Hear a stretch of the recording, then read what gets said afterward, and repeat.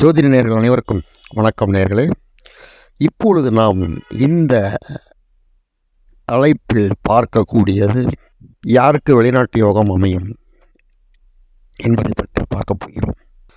பொதுவாகவே ஒரு ஜாதகத்தில் வெளிநாடு யோகஸ்தான அமைப்பு நல்லா பலமாக இருக்கணும்.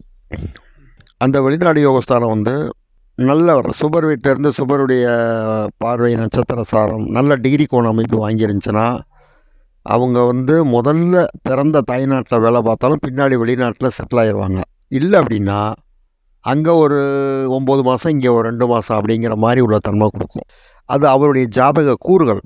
அம்சத்துலேயும் பார்த்தோம்னா நல்ல டிகிரி சார அம்சம் பெற்றிருப்பார். அம்சத்தில் நம்ம டிகிரி சாரம் என்னங்கிறத பார்த்தோம்னா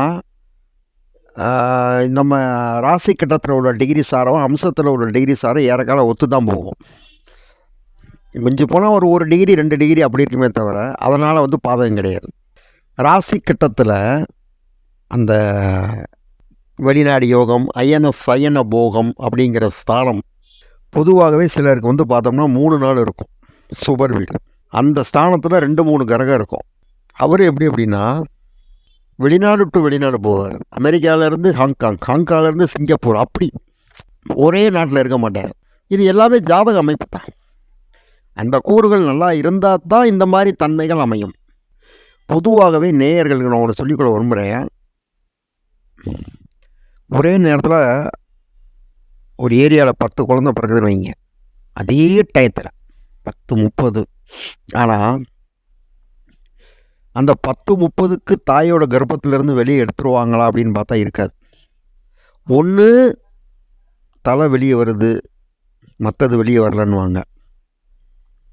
இல்லை அப்படின்னா தலை நார்மலாக வெளியே உள்ளே போயிடும்.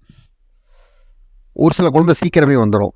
அந்த சீக்கிரம் வர்றது உள்ளே போகிறது, இந்த 2க்கு இடைப்பட்ட நேரத்தில் தான் டிகிரி கோண அமைப்பு மாறுபடும். லக்னம் ஒன்றா இருக்கும், ராசி ஒன்றா இருக்கும், டிகிரி கோண அமைப்பு தான் அவங்கள மாற்றி வரும். ஜாதகங்கிறது ஒரு பெரிய நுணுக்கக்கூறுகள். அதில் அறிவுபூர்வமான விஷயம் நிறைய இருக்கும். இன்றைக்கி நிறைய பேர் டிகிரி பார்க்குறது இல்லை. ஏன்னா பார்த்தாங்கன்னா 1.5 மணி நேரம் ஆகும் ஒரு ஜாதகத்துக்கு. டிகிரி பார்த்தாங்கன்னா சும்மா கிடையாது, நுணுக்கமாக பார்க்கணும்.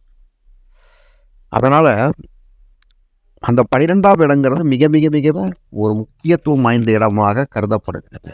அதனால் நேயர்களே, அது அவங்கவுங்களுடைய ஜாதகத்தை பார்த்தா தான் தெரியும்.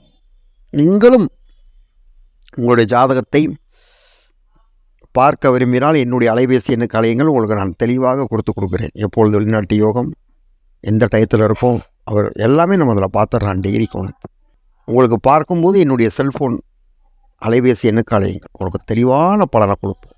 மீண்டும் அடுத்த ஒரு வீடியோவில் நேயர்களே நல்ல விஷயம் நல்ல கருத்துக்களோடு இன்னொரு தலைப்பில் சந்திப்போம். நன்றி, வணக்கம்.